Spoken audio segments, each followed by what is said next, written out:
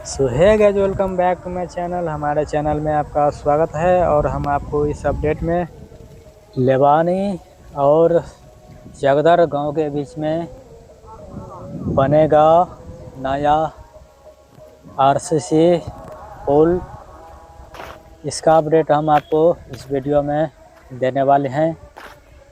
यहाँ पे देख सकते हैं एक पीपल का पेड़ है और वहाँ पे कुछ खाट वगैरह सब लगा हुआ है।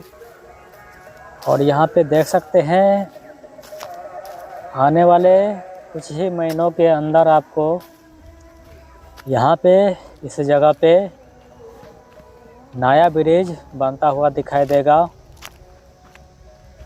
इस नदी का नाम है सुपेन नदी नाम है। ये लवानी गांव और जगदर गांव के बीच में एक धार पड़ता है। इसी धार के बीच में यहाँ पे नया ब्रिज का निर्माण किया जाएगा। यहाँ पर डीपीआर निरीक्षण मैप वगैरह सब हो चुका है यहाँ पे।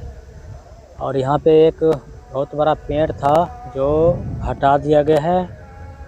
और यहाँ पे कुछ ही महीने के अंदर आपको इस नवानी और जगदर गांव के बीच में ब्रिज का काम होता हुआ दिखाई देगा।